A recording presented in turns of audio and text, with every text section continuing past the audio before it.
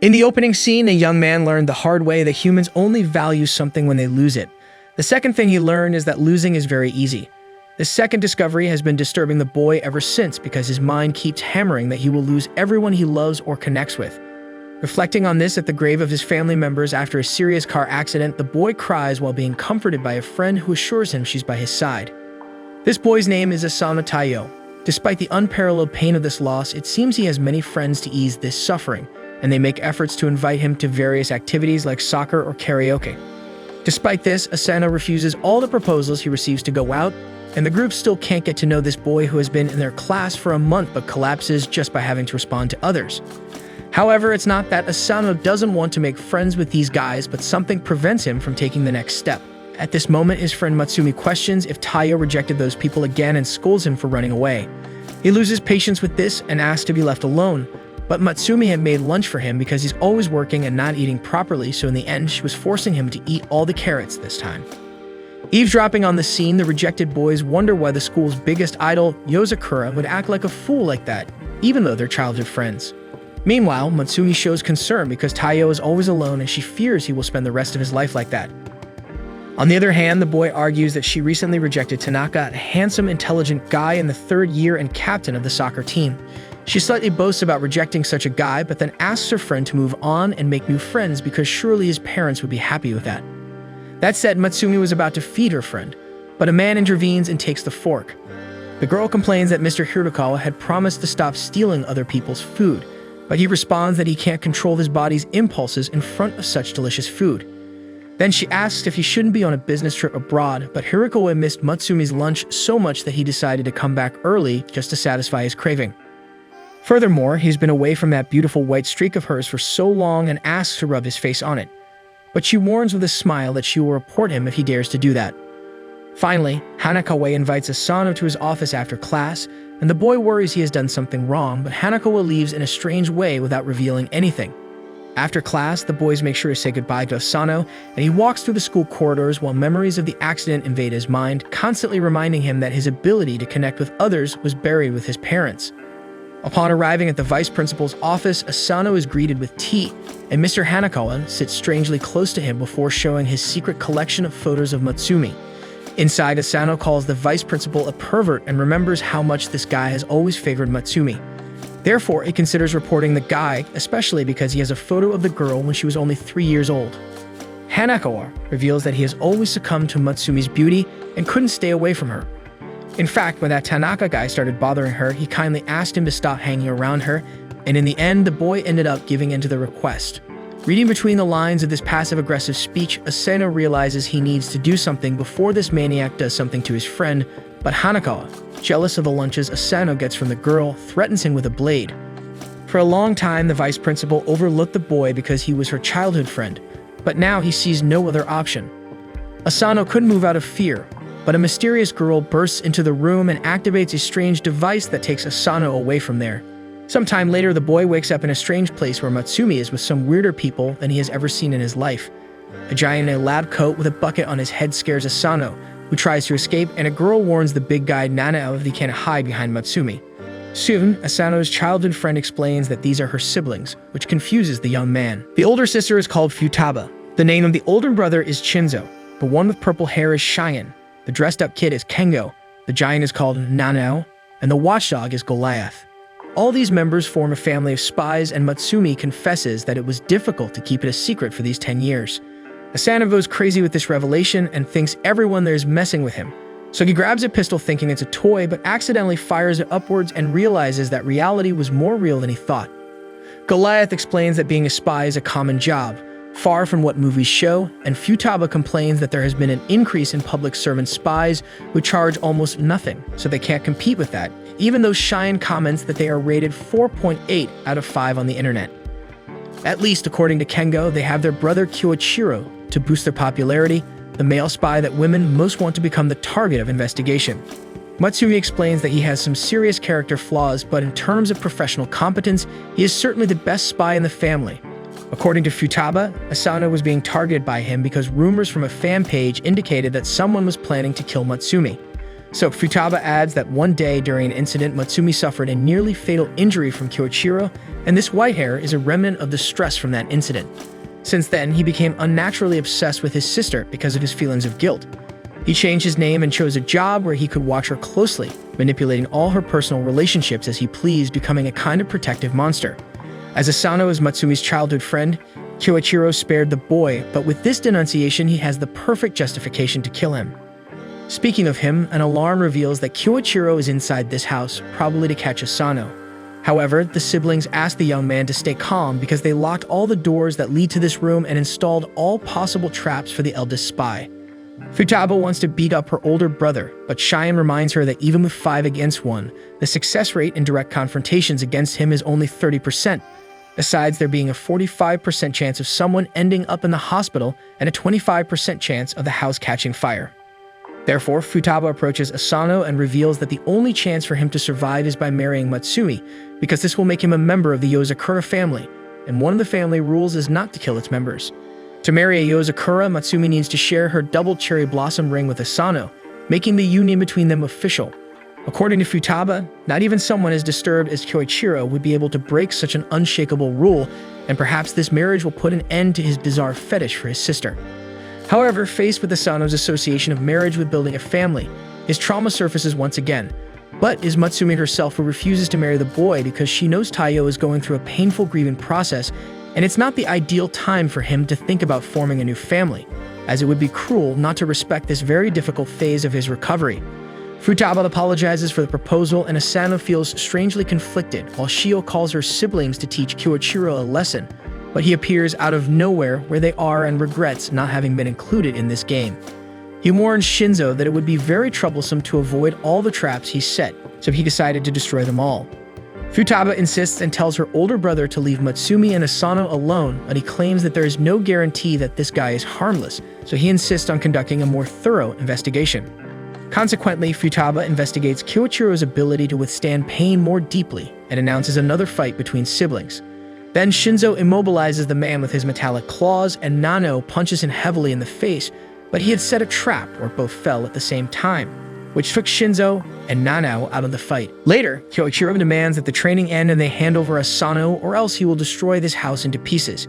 To prove he's serious, the spy displays his secret weapon, a steel spider, so Futaba plans to stall for time with her siblings while Matsui takes Asano and disappears with him.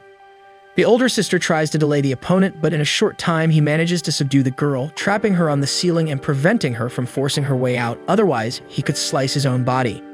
Soon, Kengo takes Asano and Matsumi outside, and Cheyenne is in charge of the brother. He says that this is not an appropriate test for her level, but Cheyenne is not in the mood for games and tells the pervert to shut up, while launching several drones in the room with his remote control that relentlessly fire at the spy. Meanwhile, outside, Asano is placed in a hiding place to be kept safe, and before locking the boy inside, Matsumi says once again that she will be by his side, making a reference to the day of the funeral.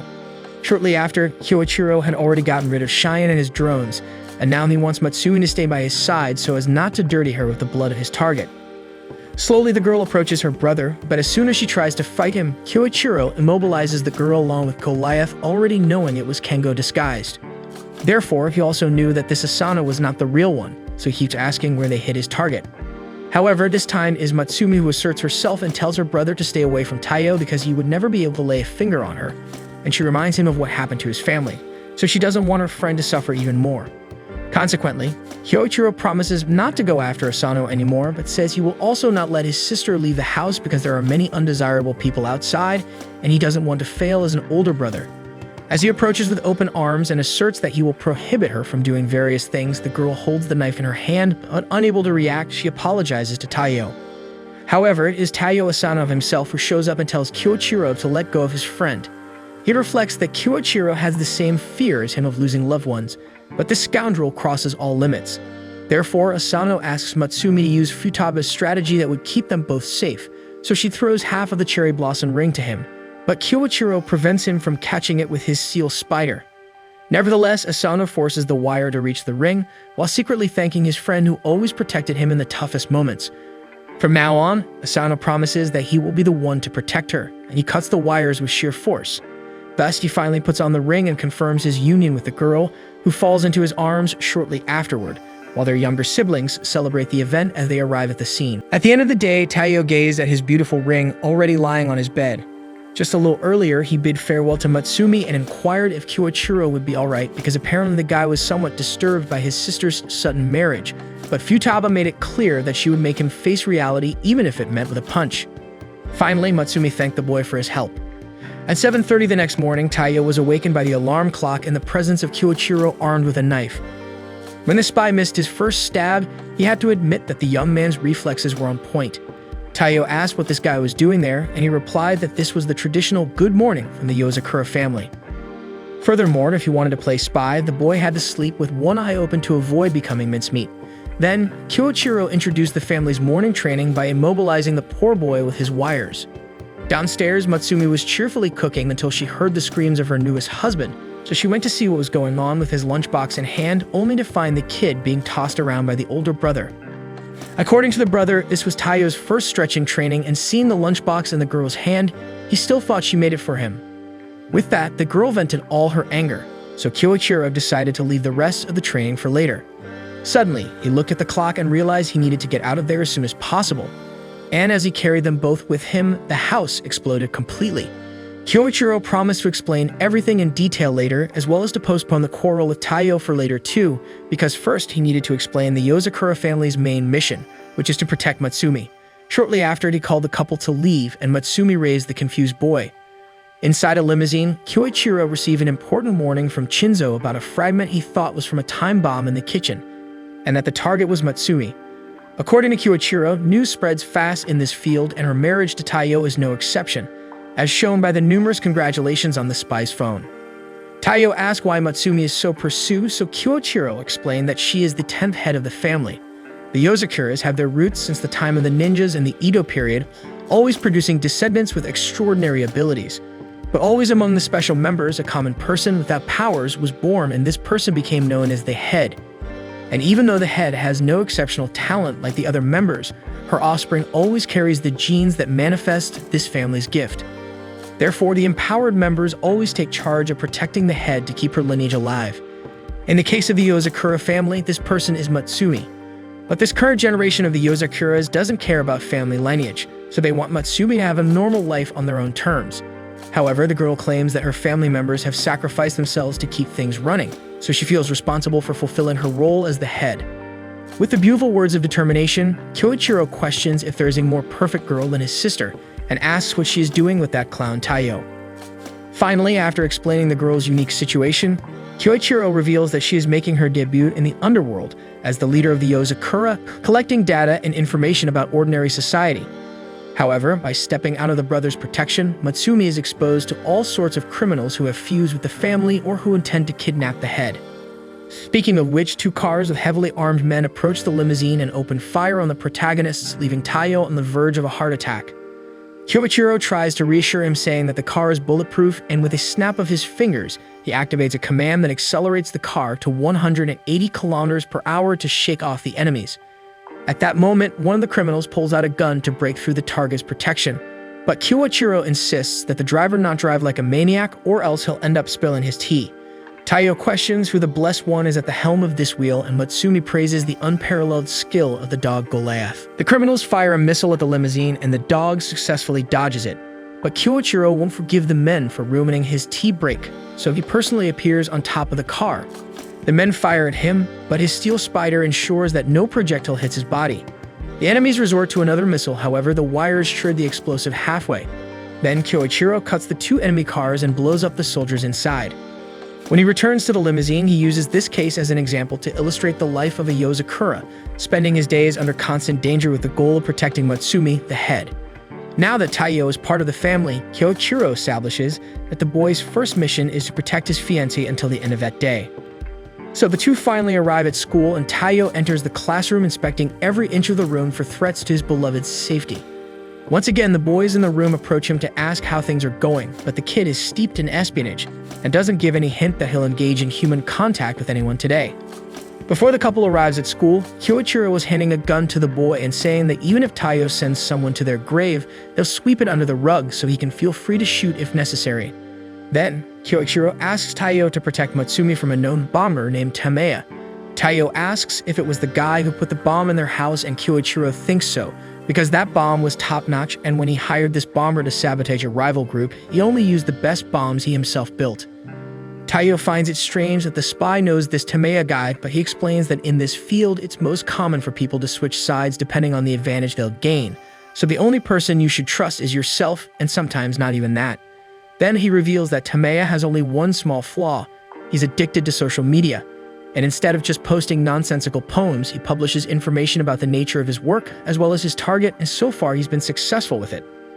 Taiyo questions if this isn't a flaw a bit more serious than small, and the spy would love to talk about it. But he has several hostages to save today, so he teaches the bomber's tactic once and for all. After playing with the target with small bombs, he settles the score with the special explosives he loves so much. Recently, Tameya announced the existence of 3 bombs, one of which demolished the Yozakura's house, so there are 2 left, and Kyoichiro doesn't care if Taiyo comes home without both legs or even as a bowl of soup. All he wants to know is if his dear sister will come out of this without a scratch. Since then, the rookie has been giving his all in the mission assigned to him, and after his intense initial investigation, Taiyo finds no traces of a bomb in the classroom. Still, the bomber might be infiltrated in the school, so there's no time to blink for now. Suddenly, Tameya posts that the second bomb has been assembled, and Taiyo panics. After taking a hit on the head, he sees a shadow passing by the school infirmary and rushes to investigate the situation. Upon reaching the door, the nurse asks if the boy got hurt, forcing him to retreat, but the woman strangely gives him a wicked smile. Taiyo returns to the corridor, not knowing what to do until he notices that the infirmary is closed today. Meanwhile, Matsumi has lunch with her friends, and they talk about trivial things like a rumor that a spaceship was seen flying over the school. Sitting near the girls, Taiyo reads on Tameya's social network that he set up the 3rd and final bomb. During his day carefully observing the Yozakura's head, he noticed that she doesn't eat the food she receives right away, and she never stays alone, and that's how Matsumi fights daily for her survival. In the middle of his reflection, the guys approach Taiyo again and offer him a chocolate as an apology for the earlier hit, and the boy swallows the candy without a second thought, leaving the guys startled. Taiyo asks why they are surprised, and they explain that they were used to being ignored by him just by getting close, which didn't happen this time. Suddenly, the rookie spy has a faint, but since he's on a mission, he states that for the sake of his wife, he won't faint. However, it's Matsumi herself who's taking care of him as soon as he wakes up in a room with a sofa since the infirmary is closed. Therefore, the boy asks if he's really the right guy for the girl because they are childhood friends, but apparently Taiyo knew nothing about her spy family, all this talk of head, and living constantly in danger. Still, even carrying this weight on his shoulders, she has always been by Taiyo's side in difficult times, unlike him, who even in the marriage proposal was only thinking about his own desire to protect Matsumi without consulting her feelings. However, Matsumi punches the boy in the forehead to make him stop crying because deep down she always wanted him as her husband.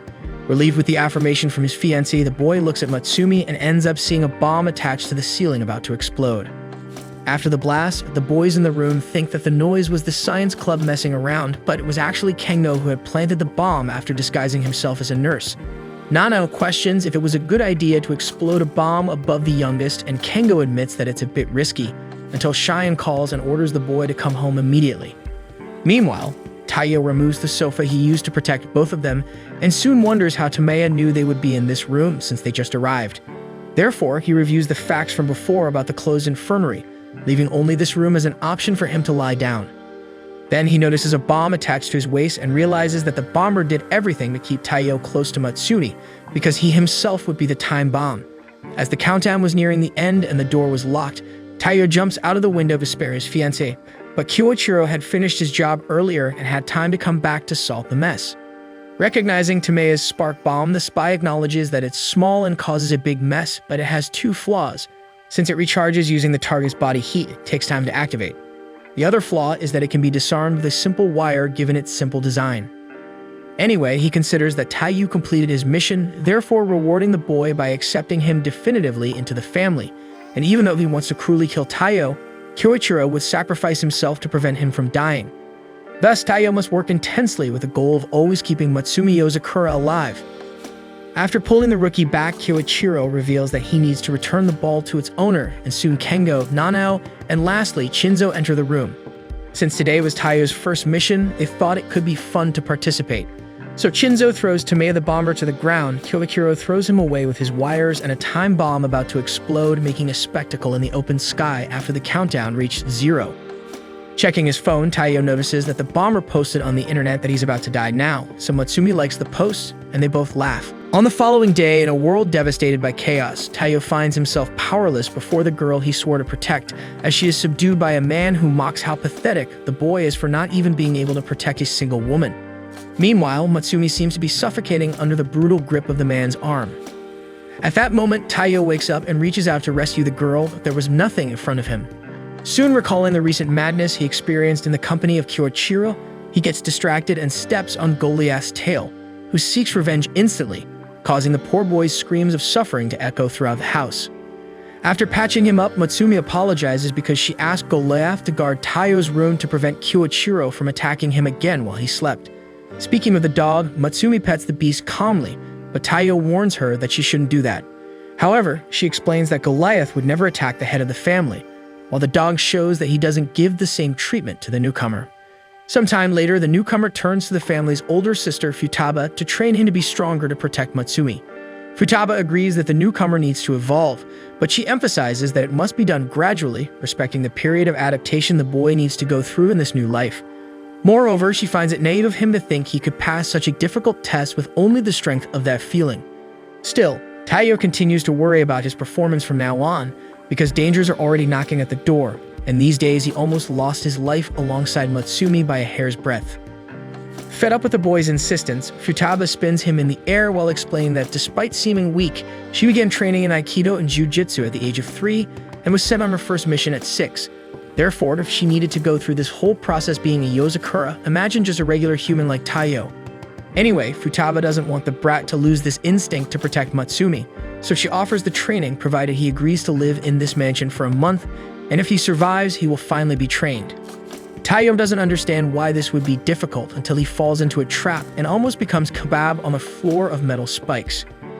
Faced with this practical example, Futaba explains that the mansion is equipped with several traps like this, and if Taiyo can't handle these basic survival requirements, he'd better sign up for the Uber driver app, that is if he's still alive. The next day, the cuckoo bird screams incessantly in the boy's room at 7 a.m. and then explodes. Taiyo miraculously escapes death until a flamethrower emerges from the ceiling and sends the boy running again, and after fighting fiercely for his life, Taiyo arrives at the breakfast table more fried than the eggs on it. Matsumi takes care of her fiancé again and regrets putting him in the middle of all this, while Futaba comments that it's good to wake up ready to face the day. Kengo asks if they should get ready for the funeral, and Matsumi almost makes it his. Then Taiyo asks how Matsumi can live in a place like this, so she explains that the traps aren't activated against her, and Shoei adds that the boy can choose not to be hit either if the house accepts him as an official resident and member of the Yozakura family. According to Shoei, in the language of gaming, that would be equivalent to completing all levels of the game, beating the game, and unlocking God mode. At that moment, Taiyo feels his stomach churning, and Futaba tells him to stay alert all the time, because food is also part of the training. To build antibodies, all family members except the head have to eat meals with a small dose of poison, but just enough to give them a stomachache so severe that it makes a little blood come out. Upon hearing these words, Taiyo rushes to the bathroom, which is locked by hundreds of authorization passwords, until Kyoichiro appears passing through the hallway and the newcomer realizes who played this prank. Cheyenne comments that the code changes every minute. Matsumi gets up to help the boy, but Futaba tells her to sit back down. At the same moment, Kyoichiro praises the free entertainment early in the morning, while praising his little sister as always for no reason, and Futaba orders Shio to unlock the bathroom. Thus, every day of Asano Taiyo became a complete hell, where even though all the family spies easily escaped each set trap, he continued to be a victim of even the most common tricks. In one of the trainings, each member had to grab something from the fridge without touching the laser wires, and as soon as Taiyo messes up, machine guns appear to fire at the entire kitchen. In the target shooting training, he had to hit a remote control from several meters away with a pistol, but the gun's recoil made it seem like he was the target. After another poisoned lunch, the newcomer rushes to the bathroom, but gets stuck outside again. Later, after being helped, he takes that shower and the water temperature was dragon scale hot. At school, friends asked what was going on with this guy, but he insisted there was nothing wrong with him, when in fact a training shirt added 30 kilos to his torso, almost causing his desk to collapse from the weight. Days go by, and Taiyo is increasingly exhausted as he approaches Matsumi, who stayed working late. He covers her so she doesn't get cold. In the middle of the night, he practices shooting with a pistol, but still looks like a person with myopia without glasses. During practice, Matsumi appears and suggests a break for the newcomer. While serving tea to Taiyo, she questions if maybe the boy isn't pushing too hard in training, because she would hate to know that this obsession is because of her. Taiyo tries to find a justification for what he's doing, but finds none.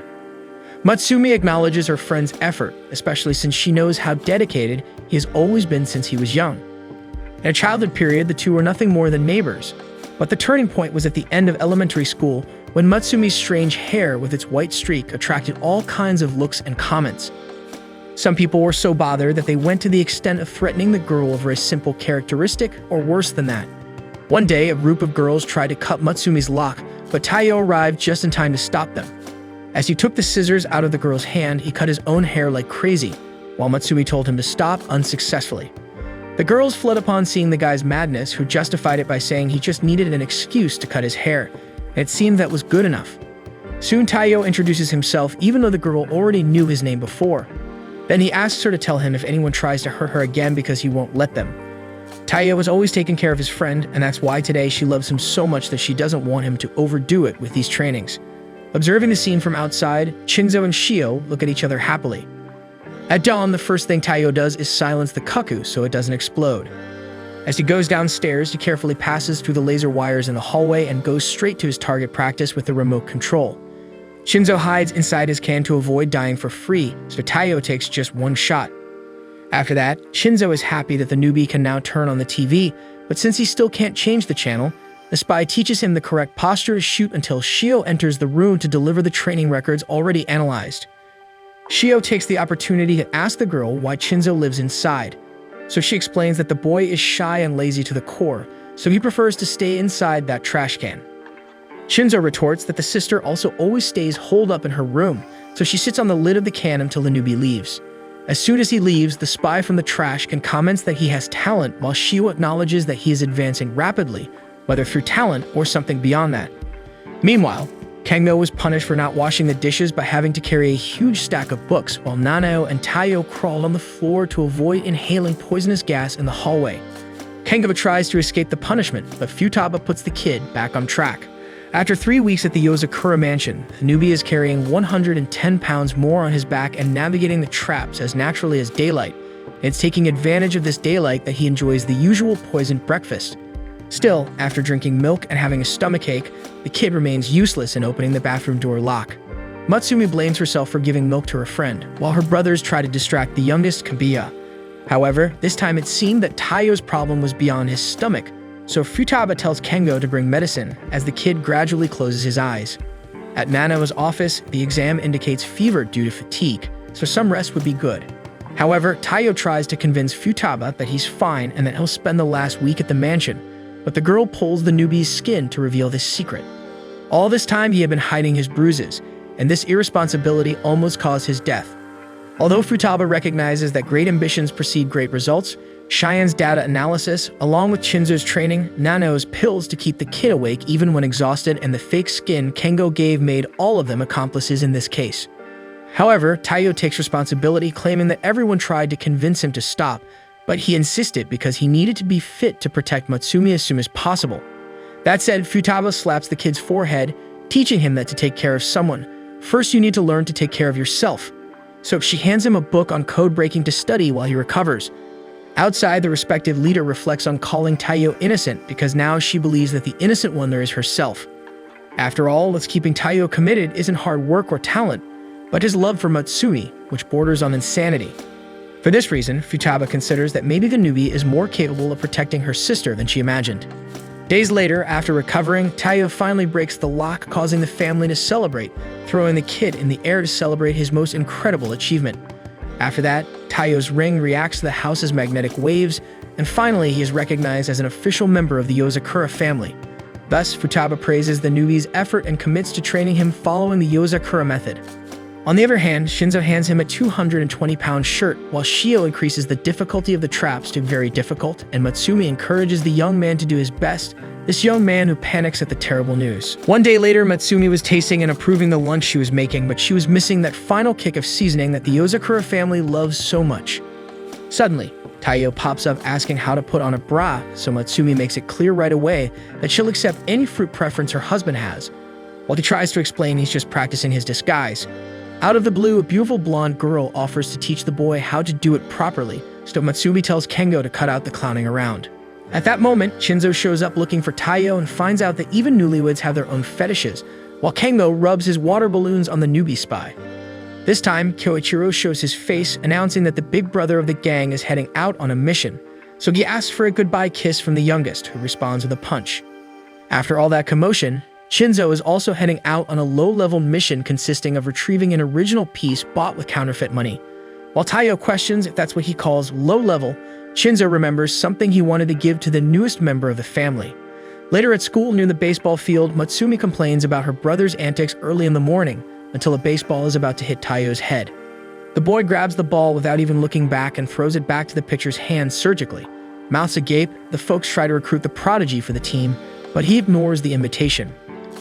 At lunchtime, Matsumi observes that Taiyo is becoming a superhuman thanks to training, but he needs to be careful not to blow his cover because there are people at school calling him a ninja lately. After the advice, Matsumi remembers to ask if he's free after school today. When they get home, the girl is tired from stamping endless paperwork with the family crest, while handing each paper to Taiyo with a different order about what to do with it, involving complex matters like monetary percentages and apartment returns. Looking around, Taiyo wonders if the girl is a robot to deal with these endless stacks of documents, but Matsumi is already accustomed to her job. Suddenly, she finds something important about Kengo and knocks on his door. But the guy doesn't want visitors because he's busy playing video games, so the sister decides to barge in. Inside, atop a massive mountain of dirty laundry, Kengo sticks his head out and accuses the invaders of violating his privacy. Matsumi reminds him that he didn't attach paperwork to a report, so Kengo asks what difference a little less paperwork, a little more paperwork makes, while grabbing sushi from within the pile of clothes. Taiyo offers to help find the paperwork in the midst of that mess, so Kengo warns about the weapons and grenades scattered around. Furthermore, no one should count on him in this search because he's a free spirit who doesn't care about problems. Matsumi tells him to at least put on some clothes in front of his sister, but the guy says his skin is tired of disguises and needs time to breathe. Besides, they used to bathe together, back when the girl was still somewhat cool, unlike today, where the youngest acts like a mom to all her brothers. Faced with this insult, Matsumi plans to discipline the kid with handcuffs, so Kengo beats a hasty retreat. Taiyo gets in the way, but the guy keeps disguising himself to the point of glitching the newbie spy's mind. Since Kengo fled, the head activates the house's hibernation function, sealing it off completely with steel barriers. Meanwhile, Shinzo is in the ventilation ducts of some warehouse, carrying out his mission with the help of glasses that have X-ray, zoom, and video recording capabilities, among other things. Observing his surroundings, the spy is impressed by the sophisticated technology of the place, not to mention the reinforced security. Soon, he sees the director visiting his company, which controls 60% of the market by issuing counterfeit notes. The director remarks that they owe a lot to that young lad for this, and so Shinzo discovers there's someone behind the scenes, then takes down the guards when it's quieter to investigate the case. However, an alarm sounds, forcing him to run with the frame in hand. Back at Yozakura Mansion, Matsumi searches for Kengo in her room, and Taiyo is surprised by all the hobbies the girl has there. She explains that she can rarely leave the house, so she ends up spending her free time in her room. In a painting by the girl, Taiyo believes she illustrated the biggest cause of her stress in that piece. After that, they go to Cheyenne's room, who's focused on her exercise and doesn't want to play hide-and-seek in her room. To make matters worse, she ends up losing her balance and losing the balance game, so Matsumi decides to bolt out of there as soon as possible. In other corners, Kengo would have died if he woke Futaba up, and the same would happen if he invaded Naneo's lab. As for Goliath's room, it seems he's not amidst those gold chandeliers and tanks, which leads Matsumi to the last possible place, Kyoichiro's room. Inside, pictures of the youngest cover all the walls with a single chair in the middle of the room. After all that searching, Futaba, Cheyenne, and Nanao show up after compiling data on a product they confiscated from the drug cartel they busted last week. Confronted with their own incompetence, Taiyo and Matsumi look at each other foolishly, while Kengo finally reveals himself in a Mona Lisa painting and flees once again. Taiyo was about to grab the fugitive, but he ends up throwing the Mona Lisa at his head to halt the pursuit. Taiyo points out that he went through that hole, and Matsumi had never seen that secret passage before, so she's sure Kengo managed to escape. Taiyo convinces the girl that she did all she could, so she gives up and disables the house's hibernation function, releasing every entrance and exit. Afterward, she and her partner return to the Runaway's room to search alone for the damn paperwork, and Matsumi thanks Kengo for helping to handcuff him, or rather Taiyo. Taiyo asks what the heck is going on. But the girl knows that it's simply impossible to escape from the mansion during hibernation. So Kengo disguised himself as Taiyo to convince her to deactivate the function. By the way, whenever he opens the door, Taiyo never lets Matsumi enter first, so she acknowledges that her brother is very talented at disguises, but he still has a lot to improve before trying to fool her. Upon hearing those words, Kengo could see his own mother in front of him saying those things like the day she asked him to hold Matsumi's hand tightly because now he was a big boy and needed to protect his little sister. Faced with this, he reveals himself by taking off his mask and acknowledges that Matsumi is a true leader. When they finally started searching for the paperwork, Kengo apologizes for treating Taiyo like a puppet, but the guy is cool with it, besides feeling that Matsumi had fun in this investigation. Kengo emphasizes that he's only a year older than the rookie, so he doesn't need to address him with so much respect. Eventually, while Matsumi walks alone through the corridor, Taiyo manages to find the paperwork and celebrates in the room with Kengo. Meanwhile, Kyoichiro regrets being caught because Matsumi wrote on one of the boards that her brother had promised not to spread all those photos of her without permission. Later, Taiyo asks Matsumi what kind of secret ingredient she put in that curry, and she reveals it was cyanide. Feeling sick, the guy goes to answer the black Sakura phone, which has an exclusive telephone line from the Yozakura family. On the other end of the line, Shinzo is freaking out asking for help, so the little sister tries to calm her brother down by reminding him that in moments of crisis, a Yozakura must count how many bullets are left in the clip, and Taiyo questions what the hell that means, while Shinzo counts the ammunition of each weapon with a crying voice. Then he says he exchanged shots with the local security, and there were more people than he imagined, so he ran out of ammunition. Matsumi knows that Shinzo is an expert in weapons, but he's a wimp when he's unarmed, so she needed to act quickly. With that said, Taiyo infiltrates the mission location thinking his bag looks like a picnic basket in the park, while Matsumi informs Shinzo that help is on the way. Talking from a distance with a spy as Taiyo advances, Matsumi calms Shinzo by telling the story of a battlefield where a mercenary grandfather and a grandmother obsessed with violence lived. While the grandfather climbed the mountain to hunt enemies, the grandmother went to the river to massacre. When Taiyo was about to question where the tranquility was in that, a security guard points a gun at the young man's head, and he immediately repeats Shinzo's teaching about dealing with weapons from behind. By pushing the enemy's gun backwards, Taiyo neutralizes the pistol's firing mechanism, then he locks the hand with the gun under his arm and elbows the opponent's chin, knocking him down. When other guards become alert with the noise, Taiyo mentally tracks 3 enemies. When the first one turns the corner, Taiyo knees him in the skull, while the second one grabs the boy from behind. The third one was about to pierce Taiyo with a dagger, but his bulletproof clothing saves his life. Finally, Taiyo takes out the gift that Shinzo gave him earlier, a special revolver called Yad, which fires an 8 million volt electric shock. With this revolver, the spy neutralizes his targets and clears the path to the comrade in danger. Upon reaching the warehouse, when he was about to give Shinzo the weapon that his sister sent to deliver, the man hugs the rookie in tears of fear, but soon calms down upon smelling the gunpowder and metal scent of the pistol. Taiyo asks if it's not time to leave until guards invade the warehouse, catching Taiyo by surprise but not Shinzo, who anticipates and hits each enemy's pistol. Leaving the hideout, he uses a shield guard to hit the other targets around and soon asks Matsumi to show the way to the factory's emergency exit. With the arrival of new shooters, Shinzo throws a grenade in their direction and shoots at the grenade to explode it at the right moment. As they retreat, everything seemed to be going well for the Yozakuras, but a shot pierces Taiyo's thigh, immobilizing him. From above, the shooter warns that with any sudden movement, the next shot will be in the head. Moreover, he gives 3 minutes for Taiyo's bleeding to worsen to the point of causing irreversible damage, so Shinzo must drop the weapon if he wants a first aid kit. As soon as the spy does that, Taiyo remembers Matsui saying that her brother values weapons a lot, but would get rid of them without thinking to protect what he values above all. But by doing so, he will be unable to defend what he desires. If that happens, Taiyo should arm him with his secret weapon, no matter the cost. And that secret weapon is literally anything that fits easily in his hand.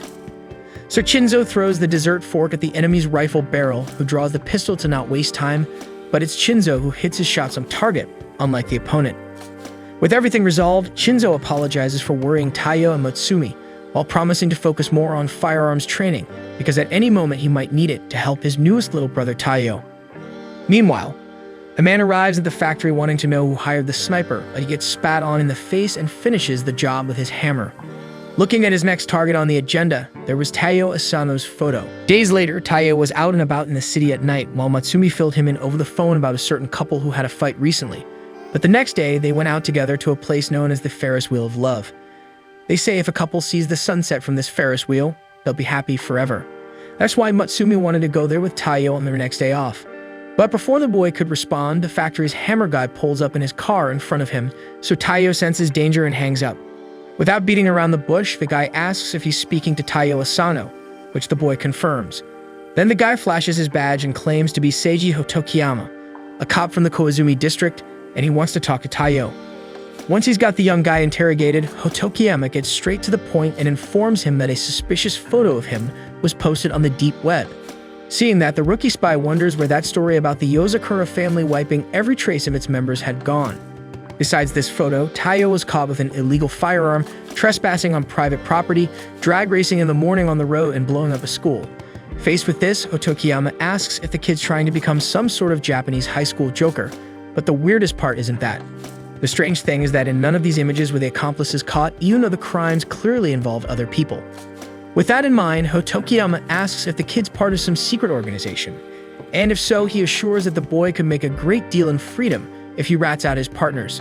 Anyway, Taiyo claims he knows nothing, so the supposed officer asks him to take it easy and think again before mixing a substance into a glass of water and offering it to the suspect. Taiyo asks if this is the famous truth powder, but the guy cynically replies that it's powdered milk with sugar. Taiyo makes it clear he won't believe such nonsense, so the investigator shoves the drink down the boy's throat. Fortunately, Yozakura technology included a balloon that absorbed strange substances in the throat and expelled them in balloon form, so Hotokiyama resorts to the hammer. Taiyo dodges the hammer blow and ends up falling in one corner of the room, where he notices that the trash bags contain corpses. Amidst this, the guy with the hammer reveals that the blood dripping on the floor belongs to a toxic dealer who ruined the lives of thousands of people. This criminal used his power and influence to evade justice for decades, but he, Hotokiyama, brought justice to this man. That said, Taiyo wonders if this guy really is a cop, while he warns that if the boy doesn't open his mouth, he'll personally ask his little friends at school. At that moment, the spy sees a steel wire behind the investigator's head, and that's why he gathers the courage to say that he wouldn't say anything even if his life depended on it. Soon after, Hotokiyama puts this to the test by giving another hammer blow, but Taiyo manages to escape from the officer's hands. The hammer blow breaks the wall, and behind it was Kyoichiro complaining that a little more and his suit would be all dusty. Hotokiyama sees that he's been found out again, while the senior spy refers to the supposed officer by his first name Seiji. Taiyo asks what's going on, so Kyoichiro explains that this man, Seiji Hotokiyama, was his classmate in school. In exchange for helping in his investigations, the policemen agree to cover up the Yozakura family's tracks, and speaking of which, he wants to know how the youngest one did. So the officer tells that Taiyo Asano didn't rat out the allies or fall into traps. That said, Kyoichiro applauds the rookie, while Hotokiyama takes advantage of the spy's presence to ask for a favor in return for what he did. So Kyoichiro pretends it's time for a new mission and leaves without giving an answer. Since the Yozakura kid was alone, the officer offers him a ride, but the boy prefers to walk. The next day, Taiyo was once again more dead than a cremated zombie when the school's vice principal, Hirukawa, enters the room to inform that their teacher had to miss today, so he'll be teaching today about modern Japan. The kids around are excited about this news, but Asano doesn't seem very happy about it, so the vice principal questions the reason. In the middle of the class, the poor guy can barely keep his eyes open, so he decides to take that cool nap just to recharge, but a chalk is thrown in his direction and pierces the wall after the boy dodges. After that, the vice principal uses Morse code to teach the newbie that a spy needs to control even his heaviest sleep impulses, citing the example of dolphins and migratory birds, which rest only half of their brains at a time, allowing the permanent awake state. According to him, humans can also develop this technique provided they train enough for it, like he did when he graduated in sleep deprivation at 15. On the other hand, Taiyo thinks the man graduated in inhumanity at that age, so the supposed vice principal warns that he'll be monitoring the student's heart rate, and if he tries to sleep again, he'll be awakened at the speed of sound by the wake-up chalk. Also in Morse code, Matsumi complains that the older brother just wants to annoy Taiyo, so Taiyo responds in Morse code that he didn't know he was capable of conversing in Morse code.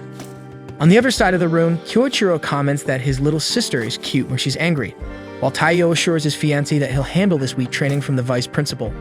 Then Kyoichiro puts a green marble on the table to see until what time this kid's pride will last. As soon as he hits Nano's sleep gas with the eraser, a cloud of drowsiness covers the room and everyone falls asleep except Matsumi, who puts on her gas mask and tells her brother to stop this nonsense right away. Kyoichiro applauds his sister's shrewdness for always carrying the right equipment, while also praising the new brother's ability to sleep sitting without giving a hint. Nevertheless, he intends to end the newcomer's rest with the chalk throw, but Taiyo uses his electric revolver to deflect the projectiles without even waking up from sleep. Matsumi questions if her brother wants to turn her fiancé into a monster, but all the spy claims to want is to train the family members to the highest imaginable levels. Keeping that in mind, he throws chalk at Taiyo as if he had a rifle in hand, and the young man dodges each throw with the grace of a gas station figurine. After that day, Taiyo became a compulsive sleepwalker, wandering around the house like a zombie and terrorizing the residents wherever he went. One morning, the young man was reading spy strategies for romantic encounters.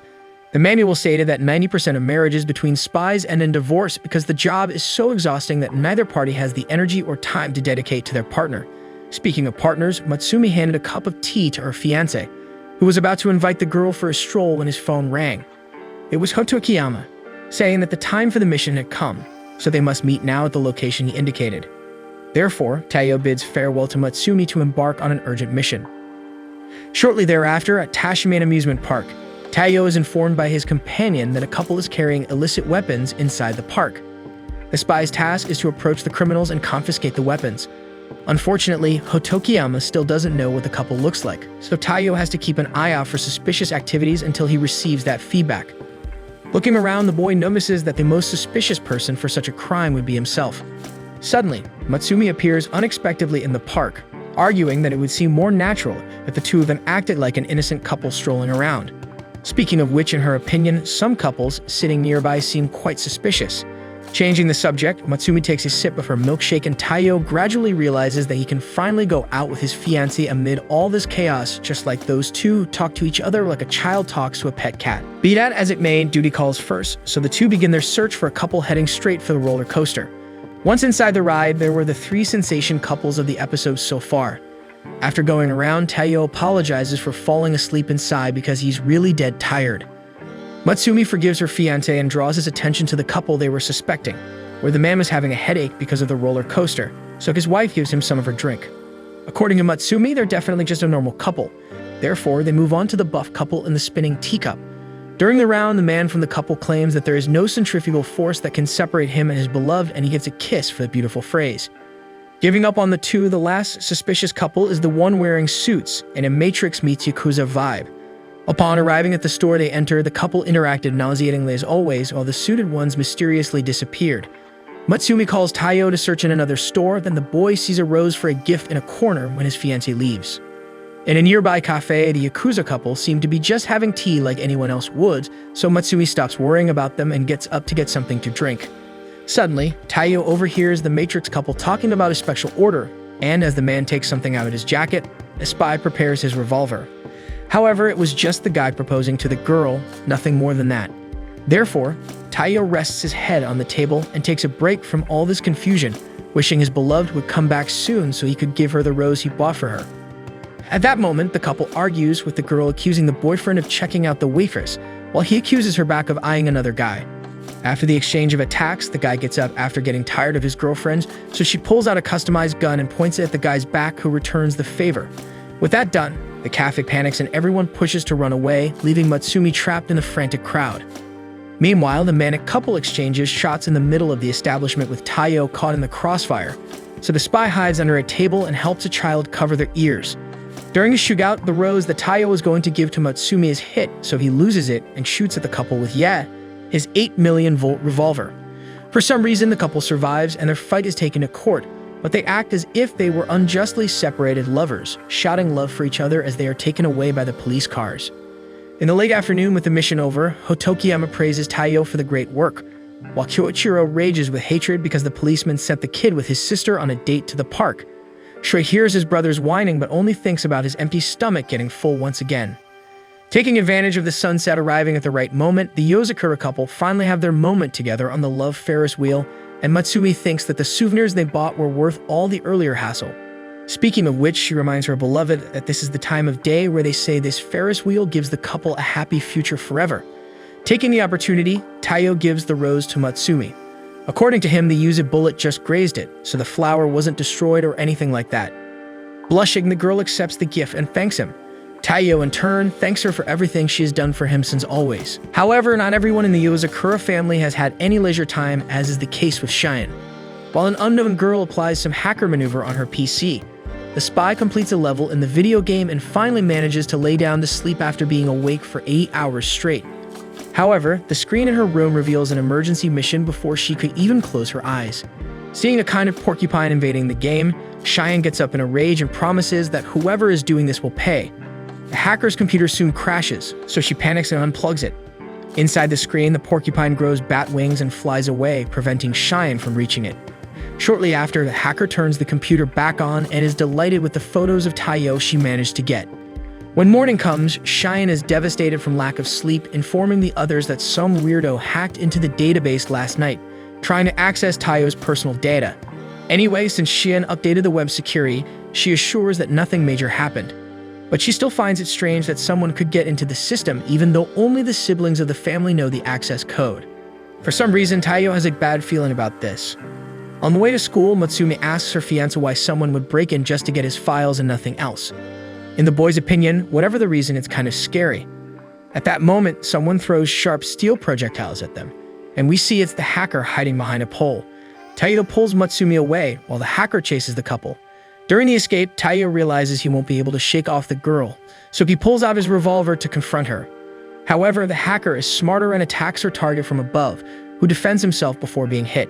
Strangely, the girl gives up the attack and surrenders to the spy completely in his sights. Taiyo asks who this person is, and first she says hi to Master Taiyo, then says she loves him, and finally asks him to die now. Confused, the boy asks Matsumi what's going on, and she analyzes the other girl's outfit and needles, supposing that she is Ayaka Kurosaki, the huntress spy. This girl is famous for the worst possible reasons, using her spy techniques to chase the men she falls in love with, and then perform hardcore acupuncture on them. Ayaka adds that she fell in love with Taiyo, and that this romance started with a video on the deep web. But she's not the only one keeping an eye on the Yozakura spy. By chance, a billion-dollar multinational company has put a $100,000 bounty on the boy's head. Taiyo is outraged to see that they used a photo of him where he looks like he's about to sneeze. Anyway, Ayaka claims she's worried, while tossing needles in the air and knocking down a thug. Then she laments that more and more people are after the boy because of the money involved. For this reason, she will have to possess Taiyo forever and protect every strand of his hair. And to prove she loves the boy, Ayaka comments that she knows the spy's way of not stepping on plants when infiltrating, as well as fixing damaged buildings on missions, and when he needs to hitch a ride on top of a train, he always goes back to pay the fare later. Terrified that the girl knows all this, Taiyo informs her that he is married to Matsumi. Ayaka starts crying and questions how he can choose that hideous girl over her, but as much as she wants to get rid of this imposter, Ayaka promised Kyoichiro she wouldn't do that. Matsumi is furious that her older brother is involved in this mess, while Ayaka explains that there's no way to chase a Yozakura member behind his back, so she negotiated with the spy to have carte blanche to pursue Taiyo as long as she didn't put Matsumi at risk. In addition, Ayaka asked the guy if she could hack into Taiyo's data, and Kyoichiro was nice enough to even give her the access code. With that said, the huntress spy throws a multitude of needles that encircle the entire room, except for a small circle, where the couple stands in the middle. Then she bids farewell and can't wait for the next encounter with the love of her life. As if that wasn't enough, the next day the teacher introduces the new student in class, Ayaka Kurosaki. Pretending to be clueless, Ayaka stumbles when choosing a chair and throws a needle at Taiyo's forehead, but he manages to protect himself with a notebook. That's when the boy realizes that his cold war against his secret admirer has officially begun. A day later, the spy was about to sit on his chair, but it was filled with needles on the seat. When he pressed the pen button, a needle came out from inside. In physical education class, the basketball becomes a deadly weapon. At any moment, a projectile flew towards the poor boy who tried to live his life normally, apart from the spy trying to end him obsessively. At one point, Ayaka surrenders for a second and cries rivers at her desk, asking why the hell Taiyo Asano can't accept what she feels for him. But in her mind, as long as she fights, someday he will know how she feels. So to elevate the level of this macabre love game, Ayaka uses her needles with a mind-control poison that pierces everyone present in the room, making them loyal servants of Ayaka. Soon the mistress orders her servants to subjugate Taiyo Asano, who manages to escape the first students, but ends up being surrounded in the end. Taiyo tells Ayaka to leave the rest of the people out of this, but in the girl's mind, in the whole world, there are only the two of them. However, the third element of the universe appears, much to the dismay of the spy hunter, so Matsui steps in front of her husband to prevent a tragedy. Yet at that moment, the same thug who was pierced by Ayaka in that alley enters the room seeking revenge on the needle girl, shooting her. Matsumi manages to push the spy out of harm's way, And just as the criminal is about to take another shot, Tato manages to break free and shoots first, electrocuting the target and sending him crashing through the window. After being saved by Matsumi, Ayaka asks why. Matsumi replies that she felt happy to meet someone who also saw how amazing Taiyo is, even if Ayaka says it in a somewhat scandalous way. With that said, tears well up in Ayaka's eyes, and the Needle Master sees Yozakura ahead as if she were an angel from heaven before her, thus beginning to love Matsumi. In the late afternoon, the three return home, and Taiyo is jealous of the sudden obsession the hacker has with his wife. While Matsumi enjoys her ice cream, Akaya expresses her desire to be the cone licked by this angel of God.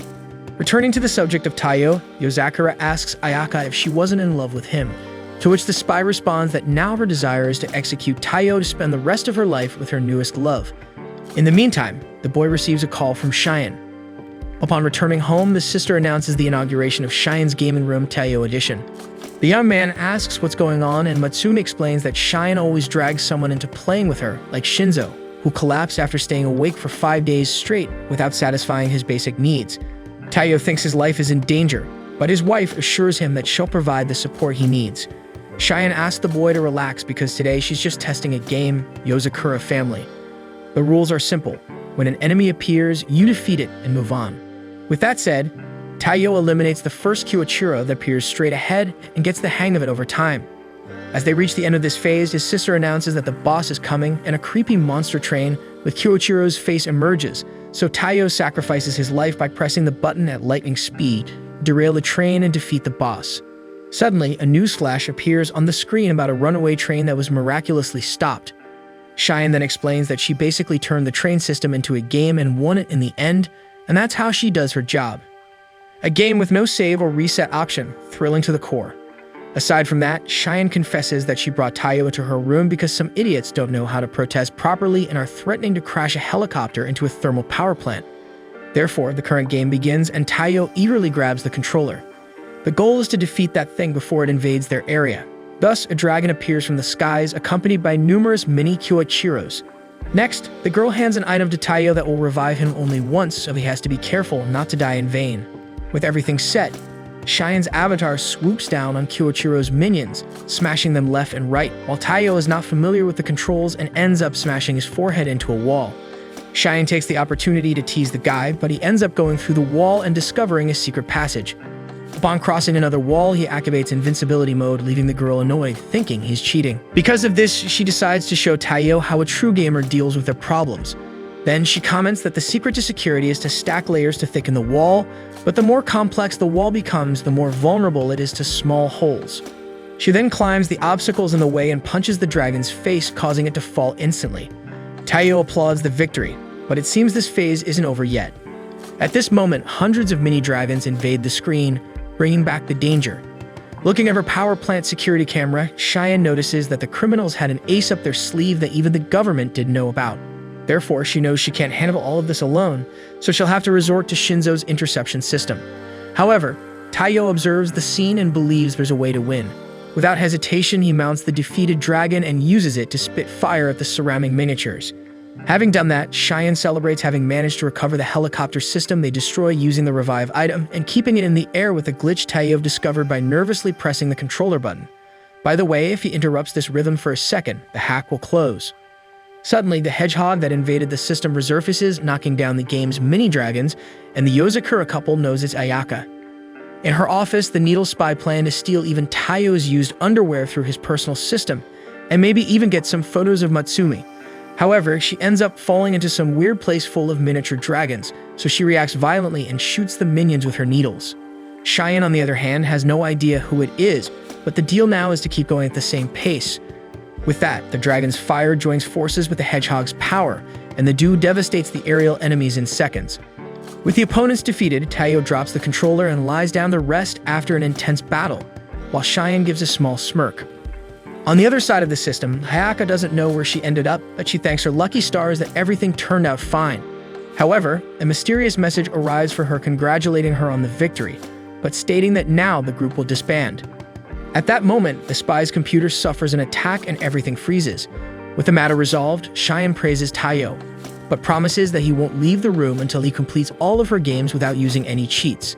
With that said, Matsumi returns to Cheyenne's room after the third day of gaming, and her husband is on the brink of death. Meanwhile, in some unknown place, a boy named Oga reads in a magazine that Taiyo Asano married the girl Yozakura, and he thinks this guy seems awesome. When he mentions this to his partner Sui, he's rebuked because in Sui's mind, anything outside of their mission is useless. The next day at Yozakura Mansion, Nanao contacts Taiyo and asks his brother to fetch him. Taiyo was busy training with a 500 kilograms weight on his back, but he asks where he should pick up the big guy. Then Nanao looks around and believes he's at the evil laboratory, but he's not sure, a secret place where they manufacture chemical weapons like toxic gas, for example. Nanao was sent to neutralize a new weapon from the scientists, a germ bomb called Sodom that, when detonated, eliminates all life forms within a 10-kilometer radius. Now that he has this weapon in his hands, Nanao is afraid to walk around with this thing in hand and mess up, so he decides to swallow it. Taiyo asks if the buckethead wants to die, and he responds that the human body has a varied range of detoxifying functions, and his body is much more effective in this aspect than a normal person. Finally, the scientist explains that it should take 3 hours to digest the entire substance. The only problem is that he's getting sleepy. Taiyo starts to worry about his little brother's life, but he warns that he put everyone in the laboratory to sleep. But it would really be cool if Taiyo could fetch him before the other laboratories find out about this invasion. Thus, Nanao manages to inform that he's 5 minutes away from Mansei Station before passing out. In no time, Taiyo was at the laboratory to save the big guy. Arriving there, he sees that the guards are unconscious and the security of the place has been breached.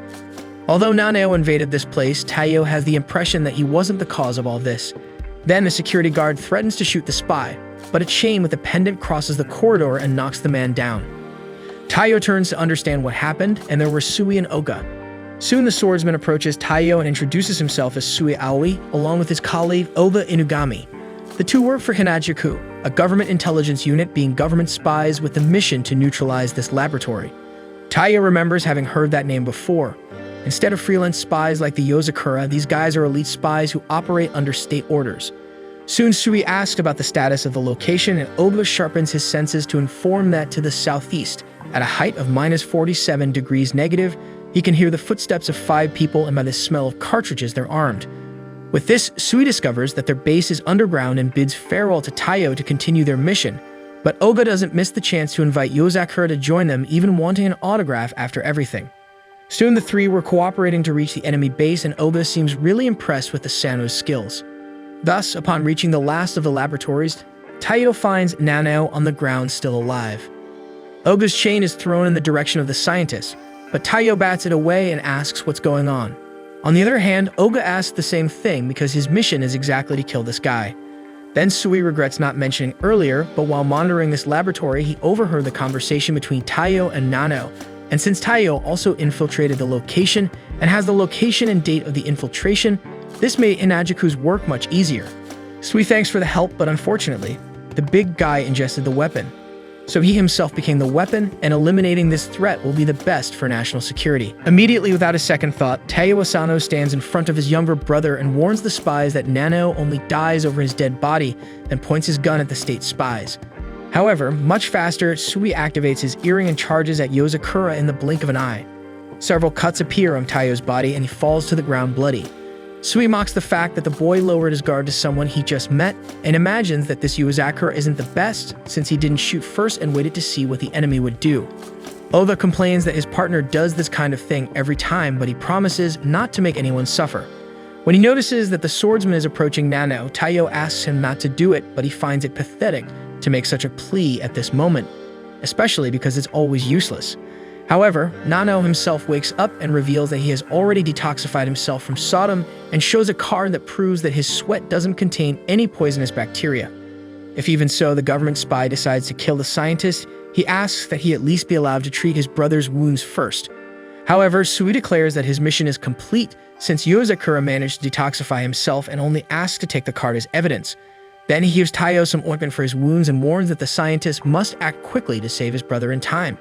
Before leaving, Sui questions whether Taiyo, with his limited abilities, wouldn't be more useful to Yozakura if he died, but Nanao doesn't answer the question and waits for the spies to leave before taking care of the wounded boy. The next day, Kiyoichiro is playing roasted pig with Taiyo and asks his brother if he knows how he ended up there as soon as he wakes up. Taiyo mumbles through the balgag that he has no clue, so the eldest tells him that the answer is on the cover of the spy's gossip magazine Spy Day.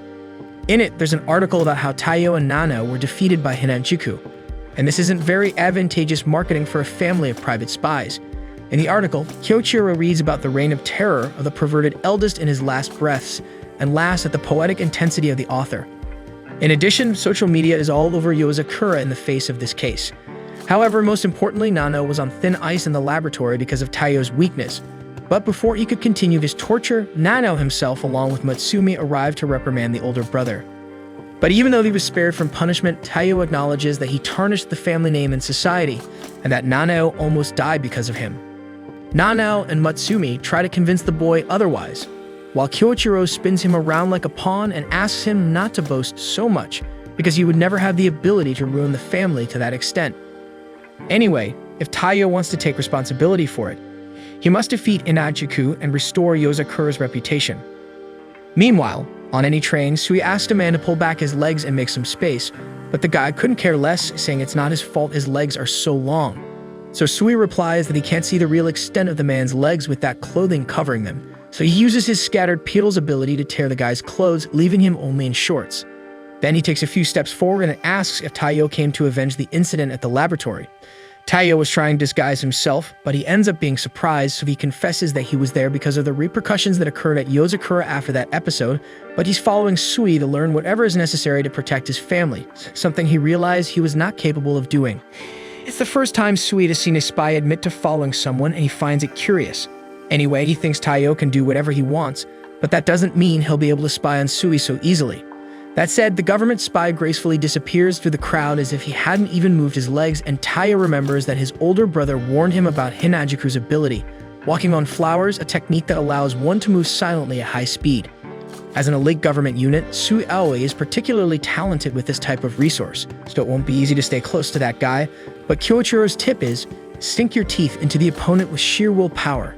That's what Taiyo tries to do, and he even manages to get close to the target, but Sui rips off Yozakura's clothes and has the station guards take him to have a chat in a dark room. The next day, Oga asks what Taiyo Asano is doing hanging on the train they're working on, and Sui cuts the boy's clothes once again without giving an answer. The next day, Taiyo was sweating to keep climbing a building where Sui was balancing on his own sword to stand and eat. Soon enough, Hinajuku leaves Yozakura without clothes again. A few days later, Oga was even proud that Taiyo managed to follow them until late afternoon, so he encourages the young man to give a low kick to finish off the opponent. As for Sui, he draws his sword to put the boys behind out again, but this time he manages to avoid losing his pants. Oda asks his friend not to leave Yozakura's indecent parts covered, so the swordsman repeats the dose, this time stripping both the enemy spy and the ally. One day, Nano asks the older brother where Taiyo is, and he replies that the kid must have been beaten up by the state agents as usual because he was unconscious in rags at the front door. Nano imagines that the brother took the kid to the room, but Kyoichiro actually had the great idea of using Taiyo as a cutting board. Seeing that, Nano pushes the eldest and helps the little guy, saying that he's been trying too hard and really looks like a wreck. Taiyo didn't imagine it any other way because he has no chance against the more powerful guys, and he can't even save his little brother, so he thinks Nano wouldn't like to have such a messed up older brother like him. That said, Nano explains that Taiyo will never understand that he is capable of acting in the most unpredictable ways, and that's not the characteristic of a messed up brother. And no matter what others say, Nano thinks his brother is a really cool guy. However, Kyoichiro returns and asks Nano not to be fooled, because this blockheaded kid actually loves to walk around naked and play the victim. It's like some kind of habit or fetish for him. So the scientist isolates the nuisance with a punch, but Taiyo is left with the word habit in his head. On the 10th day of pursuit, Sui was polishing a rock and recognizing that Taiyo was the first to chase him for a whole day. As this was a cemetery, Taiyo imagines the rock to be a tombstone. Since he admires Taiyo's persistence, Sui promises to apply the finishing blow willingly. After all, no matter how hard Yozakura tries, he simply cannot defeat a Hinajuku. That said, the elite state employee once again shakes his earring, emitting a greenish aura. Then, in a matter of milliseconds, he crosses the cemetery to put an end to the enemy. But this time, Taiyo had learned after so much suffering that the first blow in the pedal sequence is always in the center, so he grabs the opponent's arm and throws him away. Having done that, Sui recognizes the reason why the boy was accepted by Yozakura, and he quickly instructs Oga to take care of the protagonist's wounds, relieving the guy who was biting his nails in fear of Taiyo dying. So while treating Taiyo, Oga comments on how smart he was to dodge the blade, but Sui explains that he didn't dodge, he learned the opponent's habit, and so far that was enough to change his opinion about Yozakura. Soon the public article about the humiliation of the Yozakura family had been forgotten, but only because a new story about a family member running naked through the streets had taken its place. Days later, during the Kuroyuri festival, the people gathered eagerly in the city's darkness, waiting until lights illuminated a stage, revealing a bizarre man with a pink wig welcoming the citizens. Peeking at this scene, a woman questioned if a subordinate had failed once again, and he acknowledged it because the surveillance around them was much higher than normal. Nevertheless, the woman had a good plan to turn the game around, and this plan involved Taiyo Asano. The next day, the aforementioned poor guy was helping his wife carry some of her stuff without knowing the reason. Soon, Matsumi led her husband to Sui Aoi. Taiyo asked if the girl knew this guy, and she mentioned that they used to talk occasionally at school. Matsumi made it clear that she hadn't forgotten the little incident involving the swordsman and Taiyo, but the government spy didn't care because he was just doing his job. Then the boy called the two to follow him. Arriving at their destination, Taiyo thought it was a huge building in front of him, but they actually entered a cafe called Hinajuku. Then Sui ordered 3 Hinajuku Ultra Supergiant Special Crazy Monster Cafe with milk. Having said that, the attendant pressed a series of buttons and opened the floor where the boys were standing. Sui warned that it was 300 meters to reach the lowest level. Taiyo arrived and commented that the swordsman really had the courage to carry the girl like that in his arms, and he replied that he needed to do it given the danger. Speaking of which, Taiyo himself should watch where he steps, or he might end up dead too. Then numerous training and security traps were activated and headed towards the 3. Sui skillfully countered each projectile thrown at him, while Taiyo did what he could with his gigantic backpack on his back. A short time later, they reached the last level of the facility, and Sui asked his colleague to step forward or he would be crushed, until the woman from the initial scene of the episode appeared once again and smashed the metal ball that would have crushed the young man.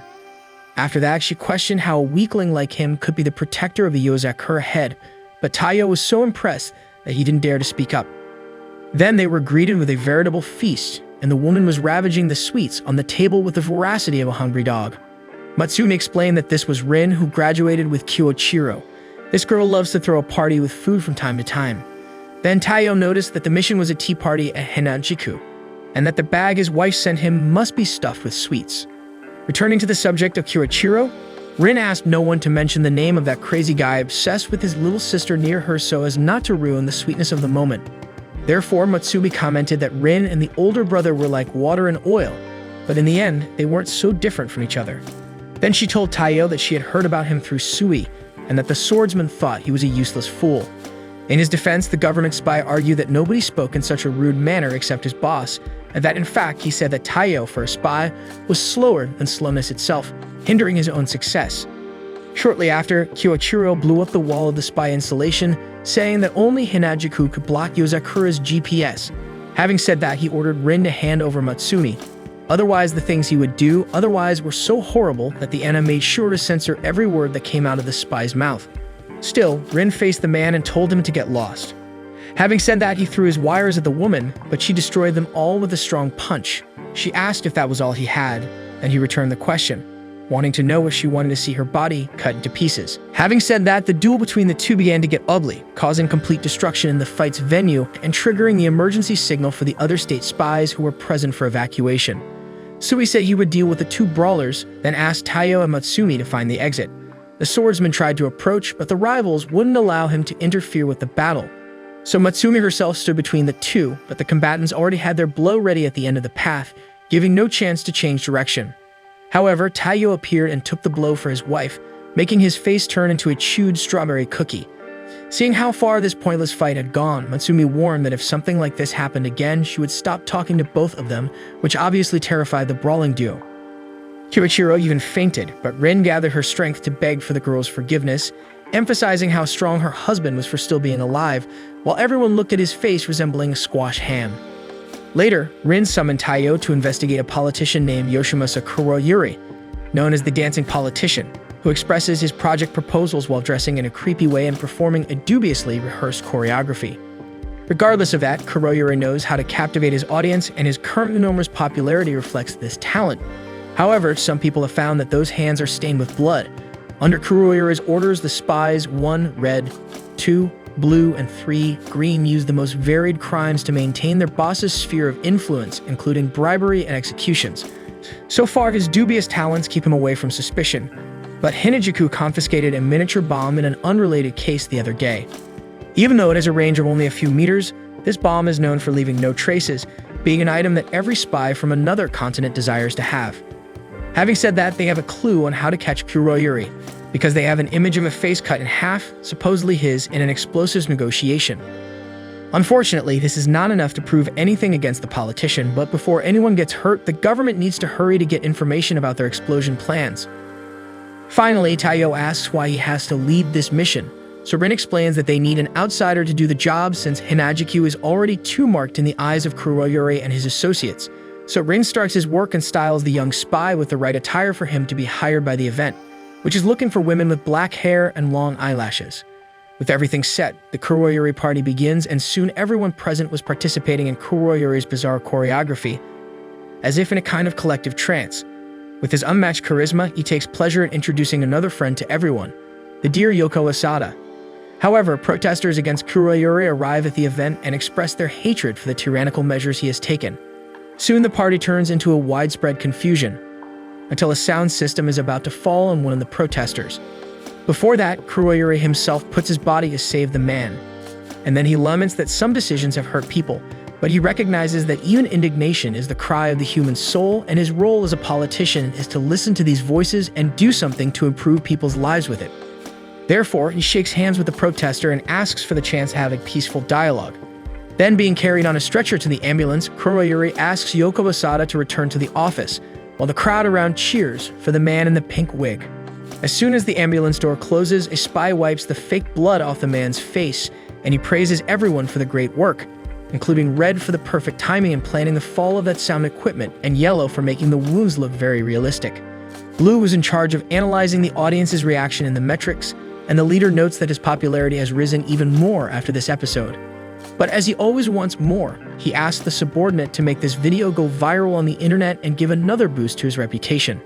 After all this will soon make him take over the country and rule this bunch of fools. Listening to everything under the stretcher, Taiyo discovers that the scene was staged, so he commits to exposing this guy whatever it takes. However, he needs to stay alert all the time to avoid messing up under the nose of that bunch of morons, so he continues to search for any evidence of the crimes committed by Kuroyuri and his associates. Despite the efforts of the young spy, the dancing politician's team continues to orchestrate their crimes flawlessly and mask their actions, increasingly boosting the candidate's popularity among the population. Moreover, as the deadline approaches, Taiyo doesn't have a single clue. The worst part is that Yozakura is with those idiots 24 hours a day, but they never give any sign that they're plotting something, and the fact that they still commit one crime after another is driving the boy crazy. But undoubtedly, the most bizarre thing is that they're all fascinated by dancing, but ironically, none of them can even keep the rhythm. Or rather, it's not exactly a dance, something needed to make sense. So he analyzes more deeply those pathetic movements of the fifth-rate dancers, then he discovers that they communicate through dance steps, movements, and gestures, besides beats in a certain rhythm, like in Morse code. With this, they could update each other on the results of the crimes without arousing suspicions of their atrocities. In this communication, Taiyo captures the faction leader, revealing that the bomb attack will happen tomorrow. The next day, Kuroyuri introduces himself to the Prime Minister, and Taiyo remembers the dancing politician saying that they too will be together in a meeting. According to Kuroyuri, the politicians who will be at this meeting are the type that don't like to be bribed much. Therefore, sooner or later, they will have to be eliminated.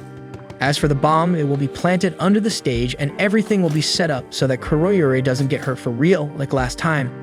So the politician presses a button to start the show. A small explosion causes a commotion in the water feature outside, and everyone approaches to see what happened.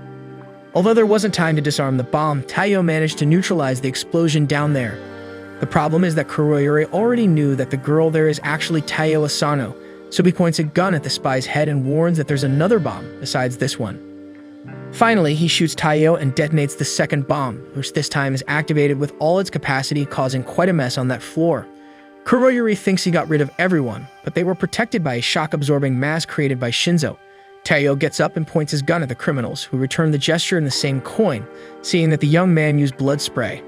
However, a shadow emerges in the scenario, cutting each enemy weapon as if it were water. With that done, Sui arrests the 4 criminals. The hired spies flee immediately, leaving behind the big fish of the story. For the last time, the politician tries to react with a pistol hidden in his wig, but the sword-wielding spy cuts through all of his clothes and finishes the resistance.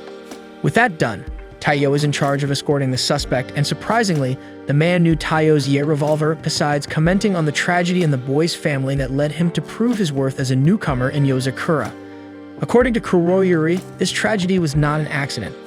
After all, on a sunny day, Hyde, Akari, and Hikaru Asano fell off a cliff with the car and everything, killing the entire Asano family, except Taiyo, as a true miracle.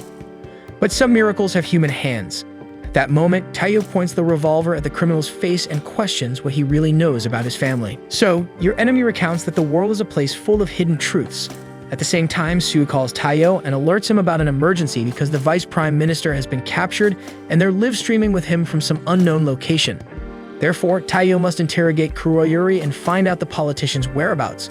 Listening to the call, Kuroyuri frees himself from his restraints as if they were nothing and accidentally drops one of his earrings, which is used as an explosive, destroying the van carrying them both. Meanwhile, at Yozakura Mansion, Nanao messes up the ingredient proportions and ends up blowing up the interior of the laboratory. Actually, just thinking about Taiyo getting hurt on a mission, Nanao loses focus and ends up making this kind of mistake. So in case the boy comes home looking like a run-over toad, the big guy needs to have a potion strong enough to heal him. Matsumi is also worried but prefers to deal with tension in a different way. For example, she prepared such a wonderful feast for her husband that no matter what he's been through in life, these foods will surely restore him. Speaking of a full table, Matsumi remembers to ask where the others in the house are. The scientist says Kengo is building a mask for Taiyo to wear in case he comes home unrecognizable. As for Cheyenne, she's taking down the PCs of all the haters so they won't cause trouble if something happens to Taiyo. On the other hand, Shinzo is so worried that all he can do is cry inside his mobile trash can. As for Futaba and Kyoichiro, they don't seem so concerned. In fact, the older sister remembers that the boy was trained to handle any situation, while the man can't contain his happiness at the thought of that brat getting into trouble out there and running a serious risk. Speaking of the devil, Taiyo Asano escapes death and saves the driver as well, but his target managed to get away. While remembering Kuroyuri's words about his family, the spy receives another call from Sui, who reveals that the man who escaped is not just a flashy politician, but actually a spy, just like them. His code name was Kurogo, recognized as a spy who acted brilliantly in the shadows. They thought he had died about 5 or 6 years ago, but as they can see, the guy is alive. In reality, Sui loosens security against the enemy spy to see what he's up to. In other words, Taiyo realizes he was used as bait. Fortunately, for this reason, they will be able to rescue the Vice Prime Minister using the GPS planted on the fugitive. Therefore, Taiyo can return to headquarters. In the meantime, the Vice Prime Minister is awakened by the eccentric spy, who is broadcasting a recording live to basically all the central places in Japan. The minister says he's not surprised that Kuroyuri is involved in shady dealings, but he didn't imagine he would stoop to the level of being a kidnapper. However, this desperate act won't bring any advantage to the criminal's popularity. Nevertheless, the criminal makes it clear that he has no political gain in all this, and that his disguise was essentially a way to hide his soul, not his eyes. Still, since these glasses didn't allow his eyes to be noticed, Kuroyuri makes a point to reveal to everyone the sinister aspect of this part of his face. Faced with this, the minister realizes he's facing Kurogo, and the spy reveals that he won't speak as the leader of Kuroyuri's party, but as a father who lost his son. First, he confesses to committing numerous revenge crimes against politicians behind the scenes, but since the Vice Prime Minister is the only one who knows the whole story, he preferred to do the job this time in broad daylight. Therefore, the spy points a gun at the politician and orders him to tell the truth to society, otherwise he will be killed on the spot. Laughing at the situation, the minister replied that he would fail as a politician if he were to reveal the whole truth so easily. So already anticipating this reaction, Kurogo bids farewell to the enemy as the live stream is cut off just as he was about to attack. Soon we see that it was Taiyo who shot at the camera being used, prompting the kidnapper to release the prisoner. Without losing his composure, the opposing spy says he cannot be hit because the Yozakura's electric gun expands its power and range proportionally to the shot's output. At this distance of 4 meters, the victim will end up caught in the crossfire if Taiyo chooses to shoot. Soon, Kurogo shoots the boy's weapon. When hit, Taiyo remembers a lesson from Futaba where the enemy's attack is the signal for an immediate reaction. Therefore, Taiyo must shorten the distance as much as possible and adapt his movements to the opponent's form. Having done this, Taiyo almost manages to immobilize the target, but he already knew the Yozakura family's jujitsu, so he reacts accordingly and subdues the young spy. Next, he remembers that only someone like Futaba, the older sister, could have taught that to the boy, and he emphasizes that steel cables and carbon are also Yozakura trademarks. Having said that, he disarms the trap with the cables Taiyo had prepared and says that even though he may not have great martial arts skills, he is very efficient at gathering information, which is the vital function of any spy.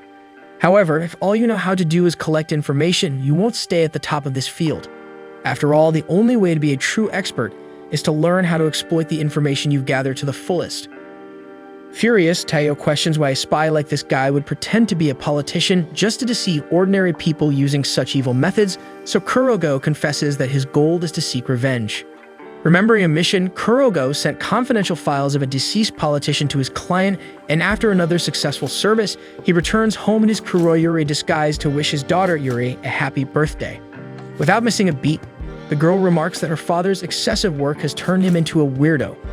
Kuroyuri apologizes, but the girl was just kidding because she knows that after her mother's death, he became always busy with business trips. Finally, she thanks her father for his kindness and invites him to share the cake, but advises him to improve his element of surprise because the gift he sent earlier ruined the idea. Unaware of what she's referring to, the man sees a gift box in a corner of the room, and soon a bomb is triggered, devastating his entire house. Afterward, amidst the apartment's rubble, Kurogo holds his lifeless daughter in his arms, reflecting that he served his purpose and was discarded like trash. But the worst part is that they didn't take him to death, but his daughter.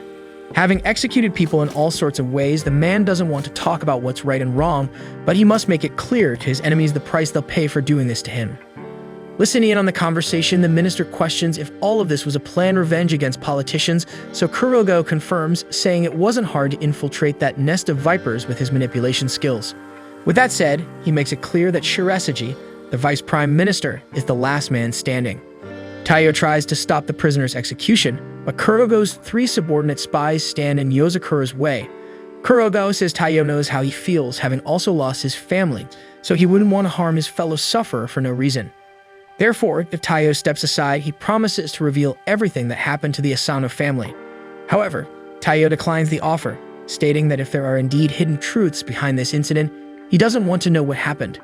But above all, he doesn't want anyone to die. With that said, Sui Aoi emerges from the shadows after slicing the ground into pieces, enough to knock down the enemy spy's henchman. For this reason, Kurogo notices that Hinajiku is also involved in this mess. Sui informs that he'll take care of the others and asks Taiyo to arrest the suspect and rescue the hostage. Then Yozakura attacks his enemy with his knife, and Kurogo presumes that this unique blade was probably made by Shinzo, perhaps with the ability to carry poison. So by subordinating the young man once again, he plunges the knife into his thigh and mocks Taiyo's intention to spare lives in this story, since nobody thought of that when they took his precious Yuri from him. Meanwhile, the 3 lackey spies question Sui how a government watchdog can stop them, until the first one, Red Flame, explains that he specializes in fires. The second, Blue Water, can cut anything he wants, from a human body to the toughest material. Finally, Yellow Lightning explains that he can edit the target's data and brain and destroy both. Working together, the trio is simply unstoppable, according to themselves. With that said, Sui finds it amusing that they're revealing their abilities to him. But once they've done so, he allows himself to grant them some information about himself.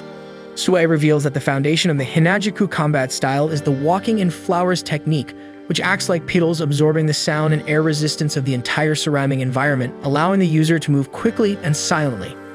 Therefore, the trio tests whether the state spy is all he thinks he is, so they use the primary color's ability, a giant sphere formed by the 3 spies' elements. In return, Sui retaliates with the subaquatic flower, returning the attack to the attacker and defeating them all at once.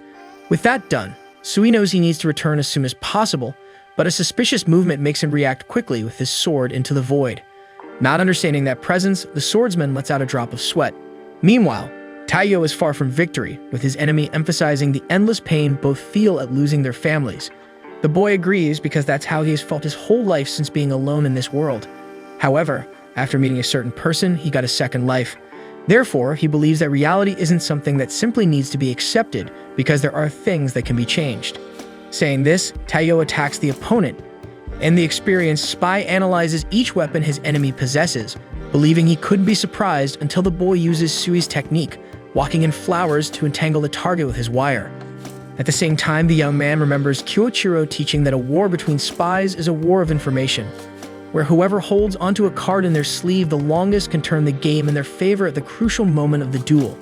Soon, Kurogo notices that the opponent's tooth holds Nano's antidote, which increases his speed. while Shinzo's technique predicts the knife's trajectory and Kengo's fake skin protects him from any damage. Futaba's jujitsu keeps Taiyo at a close distance for a firearm shot, and then Shinzo's blocking substance neutralizes the opponent's weapon. Finally, he realizes that Kyoichiro's wire is checkmate, so he gives up the fight and decides to reveal everything he knows about Taiyo's family as a reward for his mental resilience.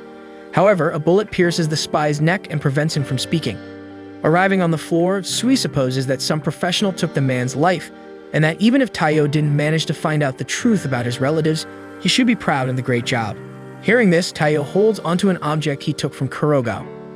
It was a map marking the location of his buried daughter, overlooking the beach where they used to play together. As a final wish, Kurogao wanted to deliver white lilies to the girl, her favorite flower. Then, inside a hole in the tree, Taiyo could find what he was looking for.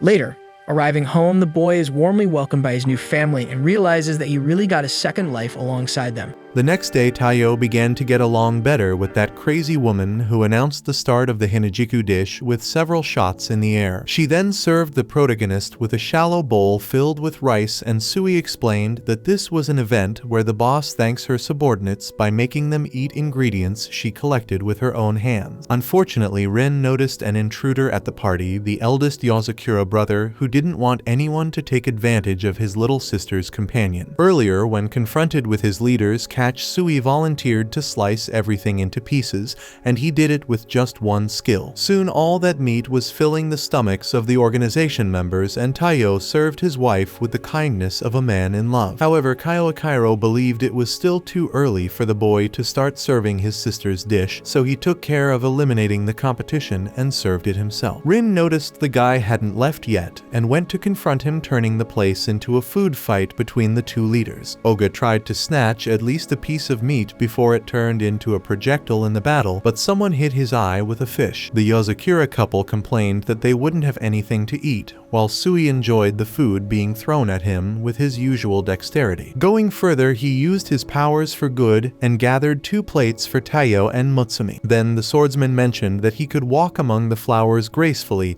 but a novice like Taiyo could end up twisting his foot, and the young Yozakura's bandaged feet proved it. After this lesson, a piece of food hit the young Yozakura's forehead, reminding Sui that not lowering one's guard is also important. Later, after the war, and having filled their bellies, Rin and Oga took a nap to recover their energy, while Kyoichiro announced he was going to use the bathroom. Away from the others, Taiyo recalled the item he received from Kurogao shortly before he kicked the bucket. That cube contained information about what really happened to his family. Mutsumi took advantage of his distraction to play a prank on him. After that, she learned that he was holding an item that could reveal what he always wanted to know, but Taiyo confessed that he was afraid to open it because he felt that if he did, everything would change from then on. When he stopped Kurogao, a strange thought crossed his mind. If the person who killed his family was in front of his eyes, he thought it was as if he had done the same, especially after saying he didn't want anyone to die. At that moment, he realized he was involved with people who kill others, and his fear was opening the box and becoming vengeful like Kurogao. Mutsumi showed her understanding and gave her husband a kiss to express her support, even though it made her puzzled in the next moment. Finally, she assured him that she would always be by his side no matter what, because she trusted he would never stop being the old Taiyo regardless of what was inside that box. After a small fit over the kiss, the protagonist understood what the girl meant, but his reaction caused the object to fall from his hand, revealing a small marble inside. Kyoichiro interrupted the conversation, explaining that this marble was a method for recording optical information, organizing bubbles with a laser. Bleeding profusely, the eldest Yozakura was surprised by a chokehold from Rin, allowing the couple to escape. Out of his mind, Kyoichiro shouted that he would exterminate everyone. Later that day, when they arrived home, Taiyo felt his body heavy after this saga, but Ayaka didn't seem to have much empathy for the boy's fatigue, jumping on his back for no reason. According to her, she was recharging the spy's energy, but he didn't buy it and asked what she was doing there. Without hesitation, Ayaka explained that she came to protect Miss Mutsumi from life's dangers. Mutsumi reminded him that they had called Ayaka to use the mansion as a base of residence. In other words, she was now the family maid. According to the maid, she was very skilled with spy techniques, but she also knew how to cook a wonderful meal. That said, Ayaka mentioned she had heard about everything Taiyo accomplished on the last mission, acknowledging that the boy was indeed brilliant. Shortly after, she took the marble he got and handed it to Shin, who would take some time to analyze the object since it was old and somewhat cracked. Angry Taiyo asked when Ayako had told this story to his sister, and she explained that she was a spy and her mission was always to be one step ahead of the others. Besides that, her espionage skills made her discover that the reward for Taiyo Asano had increased even more, meaning all kinds of violence and hostility humanity was capable of were gathering in the direction of the poor guy who would soon suffer the consequences of his actions in the most cruel and painful way possible, until reducing Asano to a stew. However, she made it clear she would train Taiyo to avoid falling into any trap trying to kill him every single day. Taiyo asked Mutsumi if it was okay to have that crazy girl at home, and she replied yes, since it was for his own good. A bit later, the crushed young man finally managed to take a moment of rest, while Mutsumi separated Nanao's tea to stimulate his blood as Kairo's was lacking. Taiyo woke up at that moment and announced he was going to take a bath, and his wife invited him to have tea with her. However, he decided to leave it for another time and headed to the shower. Suddenly, Ayaka appeared in the bath where he was naked and filmed the scene, saying it wasn't right to lower his guard, especially at the most vulnerable moments. Then she continued the spy's training by spraying burning liquid soap on him. However, the bathtub's electric trap was activated, catching Ayaka with its charge, and Taiyo tried to help, but the girl knew he could end up with the same fate if he touched something he shouldn't, so she asked him to run. The problem was that the boy knew where the trap's power source was, so he punched the wall to expose the mechanism, hugged the girl receiving the electric charge,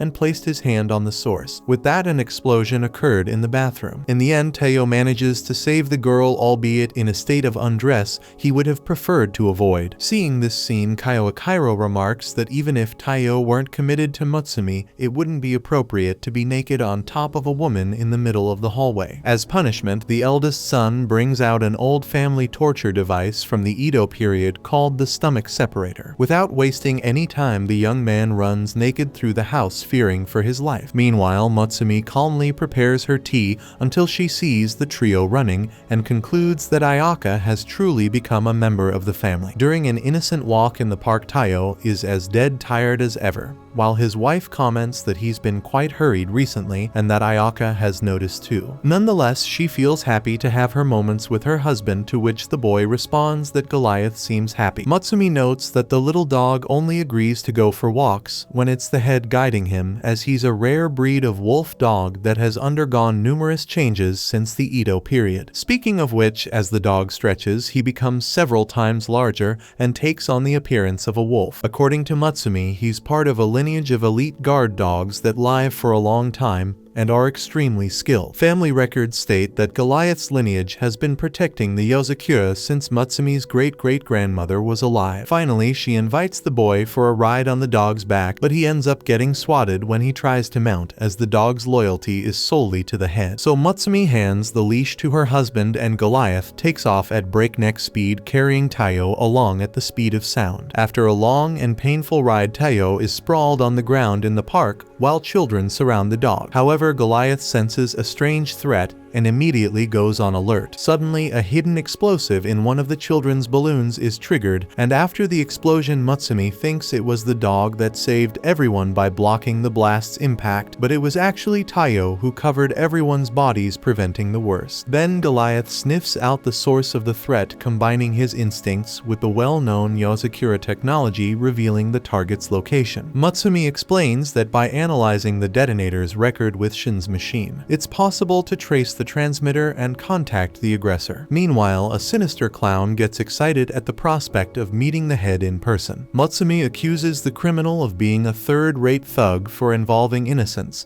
and the clown taunts that this girl, who is just a puppet leader of the family, is getting too cocky for his liking. Mutsumi admits she doesn't have the talents of the others, but she will never allow anyone to harm her family. With that, Goliath invades the clown's hideout and lunges at him. Some time later, the dog is napping beside alongside his mistress who is tending to her husband's wound. Then his phone rings again, and he realizes he needs to rush home. Taiyo tries to hide the reason from his wife, but she says she already figured it out, so she asks Goliath to take them home. This time the dog lets the boy ride on his back, surprising the couple, and soon they head to the Yozakura mansion. Once there, Taiyo celebrates having arrived in time, but Ayaka decides to confront him about his betrayal. He tries to explain that it's not what she thinks, but she shows a photo of him talking to a girl in a cafe. Kaiokairo seizes the opportunity not to let this go unpunished, either bringing out another torture tool. Just as his head is about to get hurt, Taiyo is saved by the bell with the arrival of the two figures shown in the photo. The girl introduces herself as Momoji Akakaze, a member of Hinajiku responsible for delivering a message to Taiyo Asano. The plan was to keep the operation a secret, but since Yozakura's life was at risk, she and her grandfather Kaoru appeared just in time. According to the old man, after several exchanges of information with Taiyo over the past few days, they finally acquired the rare tea leaves Dark Sweet Kaioakairo's favorite. Since it's also an ingredient in a narcotic, it's very difficult to obtain this product. Even so, Taiyo volunteered to secretly find more of these leaves to replenish his older brother's supply, who has always looked after him. Given the facts, Mutsumi asks Kaioakairo to apologize, but he refuses with all his might. With that, the head orders Goliath to sit on the eldest son. Sometime later, Taiyo was in the midst of another one of his daily training sessions, this time dodging bullets from an automatic weapon to practice his reflexes. The boy screamed in desperation and tried to give up until a tennis ball, the projectile being fired, hit him square in the face. Stumbling from the impact, Taiyo heard Futaba announce a break before the next training round. Nearby, Mutsumi was in her corner looking at a book, and her husband asked what it was. She explained that it was a photo album she had found while cleaning the house, and invited the two to take a look. Taiyo pointed to one of the photos and asked what was happening in it. Mutsumi explained that it was taken when Nanao earned his spy license by passing the exam. It was a tradition in the Yozakura family to take photos of everyone who passed. Hearing this, Taiyo asked what a spy license was, and the two girls looked at him with incredulous faces as if he should have known this all along. In response, Futaba explained that it was a card that made you a member of the Spy Association, an organization founded at the turn of the 20th century to unite spies and further their interests. She then showed the card that candidates received if they passed the classification exam. Once you're in, you have direct access to the organization's intelligence and job offers, and you become eligible for benefits like a spy pension. First you get the bronze card, and as you progress you move on to silver and then gold. As you climb the ranks, you gain access to more complex and lucrative jobs as well as better benefits. Upon learning all this, Taiyo told Futaba that he wanted to take the exam. She thought he should wait a little longer, but if he felt ready, she had no objections. Kaioakairo, overhearing the conversation, appeared and immediately began putting pressure on young Taiyo, saying that everyone in the family passed the test on their first try. Therefore, if the kid didn't want to ruin the Yozakura name, he had to do the same. Taiyo asked if this was another one of those passive-aggressive threats, then ran off when he realized his older brother was indeed sharpening his knife for the poor kid. Suddenly, everyone heard crying coming from Shin's room, where Ayaka was apologizing for kicking the PC cables while cleaning, which had bugged the code Shin was programming. Out of nowhere, the TV started to static and showed a creepy girl from behind who turned her terrifying face, freezing Taiyo's blood. He didn't understand how Shin represented a glitch in the system so macabrely, but the worst was for Futaba, who had a real fear of ghosts. The moment she saw what was on the TV, her soul practically left her body. Taiyo couldn't understand how someone as strong as her could be afraid of such things. Mutsumi explained that she wasn't afraid of zombies and monsters because they could be eliminated by force. Ghosts, on the other hand, couldn't be touched, which terrified her. Mutsumi assured Taiyo she would keep an eye on Futaba until morning, and she should be fine by then. Suddenly, the wind made a sound that creaked the wooden ceiling, giving Futaba another scare. Shin commented that she had indeed been hearing more strange noises in the house lately, and Goliath had been getting agitated at seemingly nothing. Because of this, she believed it might be a vengeful spirit haunting the Yozakura family. Mutsumi begged the hacker to shut up as Futaba was literally pulling her hair out in fear. From then on, it was a day of babysitting Futaba and the other family members realized that the eldest sister was back to having ghost-related problems, so everyone had to take care of her today. A little later, Futaba said she needed to go to the bathroom, so Shin accompanied her like she was a little child. The TV was about to start a report on haunted figures, so Shinzo shot the remote control to change the channel while Futaba was equipped with